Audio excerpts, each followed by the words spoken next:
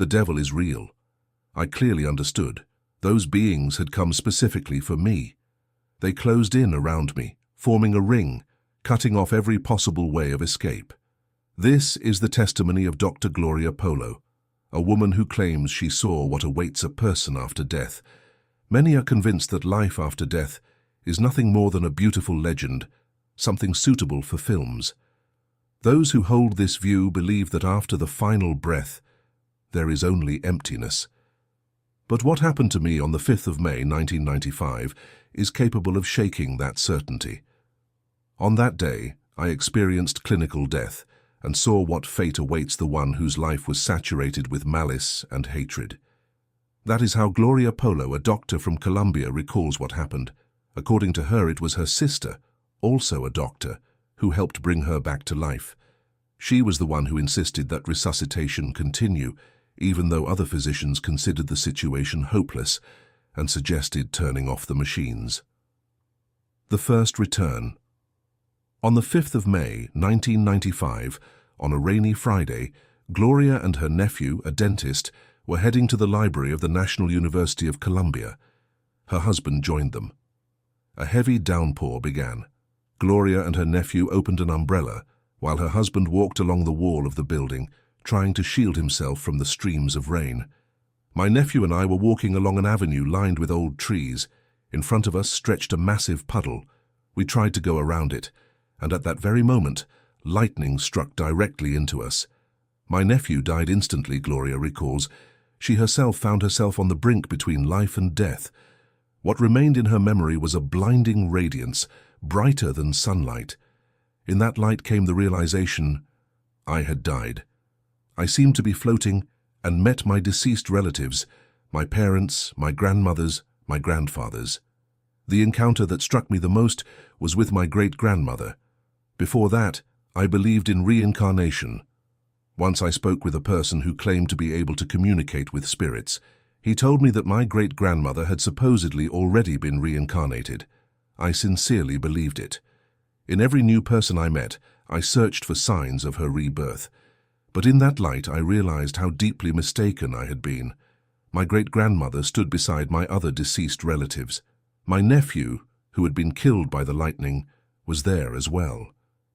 We found ourselves in a garden where the branches of the trees intertwined, forming an archway. I wanted to follow them, but some force held me back, Gloria says. Suddenly, I heard my husband's voice. He was begging me to fight for the sake of our children. The garden vanished. I once again felt my body surrounded by doctors. Then there was a strange sensation, as if I were being pulled into a narrow suit made of wire. The pain was unbearable, and I heard a doctor's voice. She has come to. But that was not the final return. I clearly understood.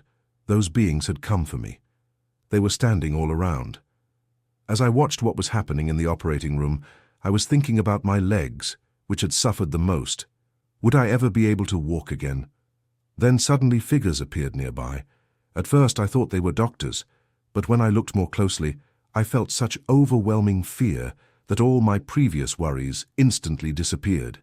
Their faces were distorted and hatred burned in their eyes. I understood. They had come to take me. I was paralyzed. In terror, I tried to return to my body, but I could not. I rushed into the hospital corridor, hoping to hide, but instead of a corridor, there was a tunnel. I kept descending lower and lower. At first there was still some light, but with every step it faded. Beneath my feet I felt a solid surface. All around me was darkness. Below opened a gigantic abyss exhaling cold and emptiness, and I realized if I fall into it, my soul will vanish forever. When she stood frozen at the edge of that abyss, the book of her own life opened before her. Page after page passed before her eyes, and with horror, Gloria realized that she had never truly loved. There had been plenty of politeness in her words, but very little sincerity.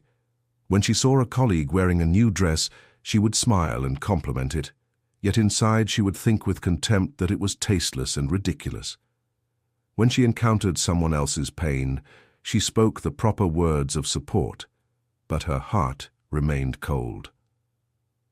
As the pages turned, she watched her soul gradually grow dim. irritation and hidden malice expanding within her, pushing out the light. At a certain moment, the book slammed shut. A heavy, crushing sorrow engulfed her. In the darkness, it seemed to her that she saw the eyes of her deceased mother. Tears streamed down her face. She was overcome with shame, and with the terrible realization that she would never see her again. Looking into her mother's eyes, Gloria slowly descended deeper into that darkness. She felt that it was not merely darkness, it was saturated with pain, fear, and despair. Strange beings moved within it. The darkness itself seemed to burn her. The horror was so intense, it felt as though her mind could not endure it. As she went deeper, she understood, the devil is real. Beneath me was an abyss filled with a terror impossible to describe in words. There was not the slightest hint of hope there. I knew that if I fell into it, there would be no way back. It would be the final spiritual death of my soul. And at that very moment, at the height of her terror, she felt someone seize her by the leg. Her entire body had almost dissolved into the darkness, but her feet were being held.